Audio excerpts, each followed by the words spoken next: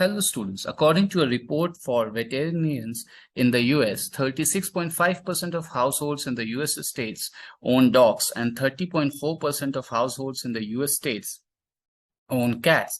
If one household is in the United States selected at random, what is the probability that the selected household will own a dog or a cat?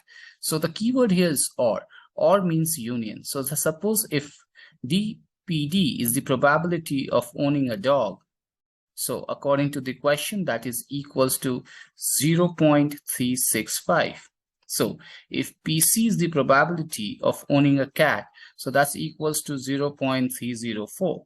So or means union. So the probability of D union C should be equal to P of D plus P of C and minus P of D intersection C. So in the question, there's no information mentioned about the houses which has both dogs and cats. So this part is not known to us, and nothing is being told about the event which is for dog or for the cat, whether they are independent, whether they are mutually exclusive. So the answer for this should be option E, that not enough information is given to determine the probability.